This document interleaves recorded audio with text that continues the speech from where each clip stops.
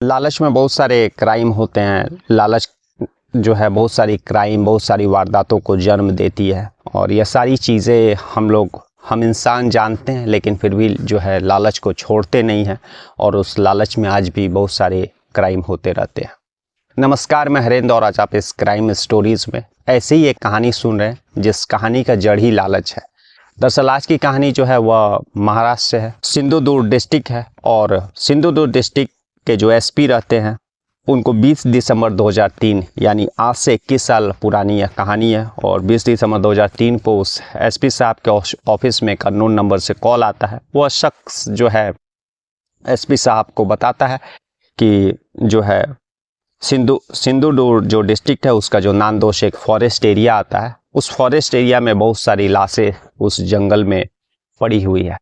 और वह एक अननोन नाम से लेटर भी उसी एसपी ऑफिस में एसपी के नाम से भेजा रहता है। और जब एसपी यह बताते हैं कि उस लेटर को भी खोजो, जब खोजा जाता है तो एक अननोन नाम से एक लेटर भी आया रहता है। और उसमें भी यही लिखा रहता है कि जो नांदोश का जंगल है सिंधुदुर्ग डिस्ट्रिक्ट के अंदर जो आता है उसमें बहुत सारी लाशें काफ़ी महीनों से पड़ी हुई है। एसपी साहब, बहुत सारे पुलिस वालों को विश्वास नहीं होता, वह सोचते कि ऐसे ही फर्जी कॉल है और लेटर है, क्योंकि कभी कभी ऐसा इस तरह का आते रहता है। लेकिन एसपी साहब जो थे बोले कि जो भी हो, सही हो या गलत हो, अब किसी शख्स ने आगे बढ़ करके अगर फ़ोन करके जानकारी दी है और बाकायदा एक अननोन नाम से भी लेटर आया है तो उसका तफ्तीश तो करना पड़ेगा। आनन फानन में एक टीम बनाया जाता है और उस नांदोश के जंगल में भेजने की तैयारी की जाती है। जब टीम वहाँ पहुँचती है और नांदोश के जंगल के पास में जो एक गांव इलाका भी है, उस गांव के भी कुछ शख्स को साथ में ले लिया जाता है, क्योंकि जंगल एरिया था और पुलिस वालों को जो है रास्ता भटकने का डर था, इसीलिए वह गांव के भी कुछ लोगों को अपने साथ मिला लेते हैं। और जब अंदर घुसते हैं तो काफ़ी तफ्तीश करते हैं, छानबीन करते हैं जंगल का, लेकिन कहीं कुछ मिलता नहीं है। एक जगह पर कुछ बोरी दिखाई दी जाती है और जब वह बोरी खोलते हैं तो उस बोरी के अंदर लाश थी।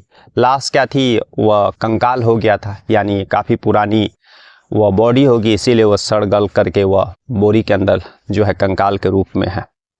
पुलिस और भी तफ्तीश करती है उस जंगल का, तो कुछ दूरी पर जो है और भी बोरी मिलती है। जो बोरी को खोला जाता है तो लाश मिलती है। लगभग कुल मिलाकर के 7 लाश यानी 7 बोरियां पुलिस ने बरामद की थी। और काफ़ी दिन हो गया था, इसलिए लाश का जो है लाश के नाम पर सिर्फ कंकाल था। एसपी साहब को इन्फॉर्म किया जाता है और बताया जाता है कि जो शख्स ने जो जानकारी दी थी वह सही है और 7 बोरियां मिली है जिसमें 7 लाशें हैं। अब एसपी साहब यह बोलते हैं कि जब ऐसा बात है तो पूरे जंगल को चेक करो, और भी लाशें मिलने का जो है संभावना है। पुलिस की टीम और बढ़ा दी जाती है, उसमें और शख्स जोड़ दिए जाते हैं और पुलिस उस जंगल का और भी तफ्तीश करती है। और जब तफ्तीश करती है तो और भी 3 बोरियां मिलती है, तो कुल मिलाकर के 10 लाशें होती है। और उसके बाद उन सारे लाशों, सारे जो कंकाल रहते हैं उनको हॉस्पिटल, सरकारी हॉस्पिटल पोस्टमार्टम के लिए भेजा जाता है। इधर पुलिस अपना छानबीन करते रहती है और इसके बाद जंगल में और नहीं मिलता है लाश, लेकिन टोटल 10 बोरियां मिली थी और 10 बोरियों में 10 लाशें जो कि सड़ गल करके कंकाल का रूप में हो गई थी। उनको फोरेंसिक के लिए भेज दिया जाता है। फोरेंसिक टीम भी बाकायदा जो है मौका वारदात का मुआयना करती है और पोस्टमार्टम के लिए भी हॉस्पिटल में उन 10 कंकालों को भेज दिया जाता है। पुलिस इसकी तफ्तीश करती है। फॉरेंसिक टीम और पोस्टमार्टम रिपोर्ट जो पोस्टमार्टम करते हैं उस कंकाल का, वह इतना बताते हैं कि जो है इसमें 10 जो बॉडी है, 10 जो कंकाल, उसमें कुछ बच्चे भी हैं, कुछ महिलाएं भी हैं और ज़्यादातर जो है वो पुरुष का है। अब पुलिस के पास कोई क्लू नहीं, ना ही किस जंगल में वह किससे पूछताछ करेगी, और काफ़ी लाश सड़ गल करके लगभग कंकाल हो चुकी है। तो पुलिस के पास एक चैलेंज केस था। अब पुलिस जो है वह आसपास के जितने भी थाना रहते हैं उन सारे थाना को इतला करती है कि जो भी गुमशुदगी का केस हाल के महीनों में दर्ज हुई है उन लोगों का सारा डिटेल भेजिए। और उन सारा डिटेल जब पुलिस के पास आती है, उन सारे 10 लोगों से मिलाने का कोशिश करती है। और इत्तिफाक से जो नांदोश के जंगल में जो 10 लाश मिले थे, पुलिस उन 10 लाशों का पहचान कर ली रहती है। उसमें से 2 जो हैं पुणे के रहते हैं, 2 जो है मुंबई के वासी, नवी मुंबई के वासी के शख्स रहते हैं, और 2 जो है रत्नागिरी के रहते हैं। इस तरह से मिला करके जो है 10 लोग मुंबई के ही, महाराष्ट्र के ही जो अलग अलग डिस्ट्रिक्ट के रहते हैं। पुलिस के पास सबसे बड़ा यह एक क्वेश्चन था कि जो अलग अलग डिस्ट्रिक्ट से, यहाँ तक कि पुणे के कुछ लोग, नवी मुंबई के, रत्नागिरी के, आखिर वे लोग नांदोश के जंगल में क्या करने आए जबकि वे अलग अलग डिस्ट्रिक्ट के हैं। और फॉरेंसिक टीम से और पोस्टमार्टम जो रिपोर्ट आया था उससे यह भी कंफर्म हुआ था कि जो है जितने भी 10 लोग का जो कत्ल हुआ है वह किस्तों में कत्ल हुआ है, यानी एक टाइम में 10 कत्ल नहीं किया गया, बल्कि 4 लोगों का एक बार, फिर 2 लोगों का एक बार, फिर 4 लोगों का एक बार, इस तरह करके किस्तों में कत्ल हुआ है। तो पुलिस भी कंफ्यूजन में थी कि आखिर मतलब क्या कारण है कि अलग अलग महाराष्ट्र के डिस्ट्रिक्ट से लोग इस घना जंगल में आए और फिर उन लोगों का कत्ल हुआ। पुलिस को कुछ समझ में नहीं आ रहा था। आसपास के गांव में भी पूछताछ करती है, फिर से उस जंगल का मुआयना करती है, तफ्तीश करती है, लेकिन कुछ भी मिलता नहीं है।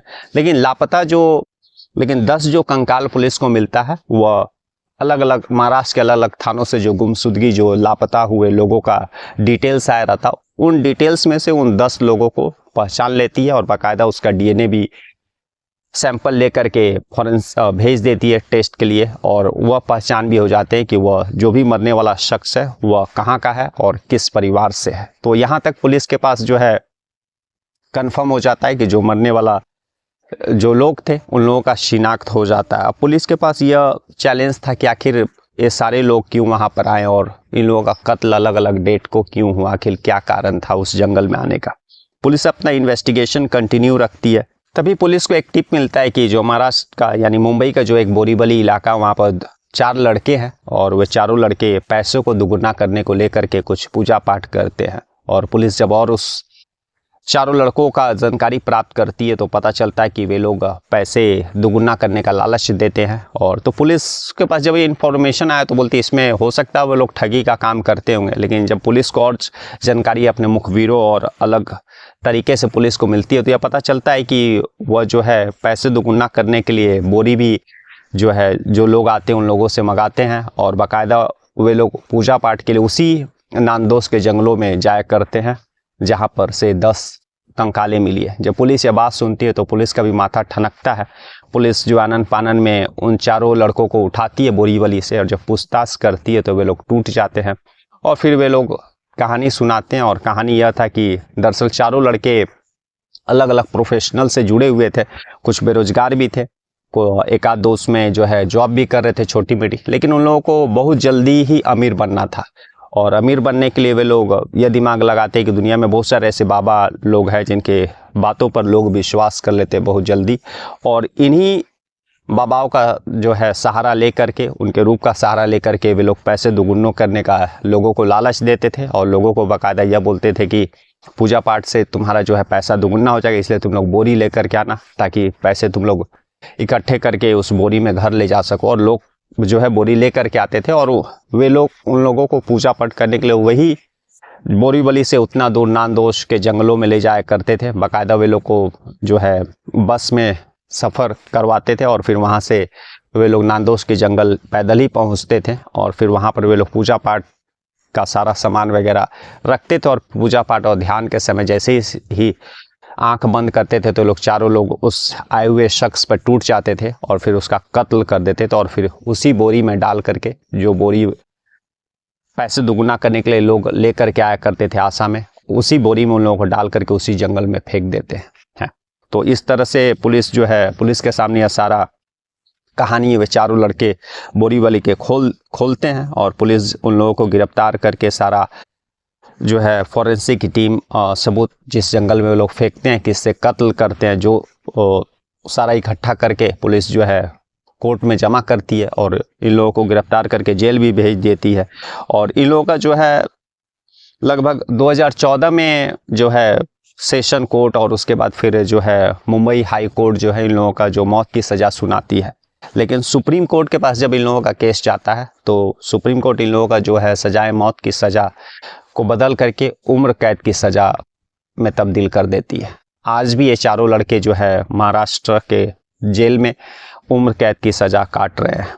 तो आज की कहानी यही थी कि लालच के चलते जो है लोग अंधविश्वास के चलते एक ऐसी चीज़ है, पैसा दोगुना करने का एक सोचने में भी मतलब किस तरह से पढ़े लिखे लोग, वह भी मुंबई जैसे शहर, मुंबई जैसा स्टेट में भी लोग इस तरह का अंधविश्वास और लालच में पढ़कर जो है अपना जान गंवा दिए। तो इसीलिए कहते हैं लालच जो है बुरी बला है। तो आज की कहानी यही थी कि जिससे यही सीख मिलती है कि कभी भी हम लोग को लालच और अंधविश्वास के चक्कर में नहीं पड़ना चाहिए, दिमाग का यूज़ करना चाहिए और जुर्म के दस्तक को सुनना चाहिए और जुर्म होने से रुकना चाहिए। कल हम लोग फिर ऐसी किसी कहानी के साथ मिलेंगे, तब तक के लिए नमस्कार, जय हिंद, जय भारत।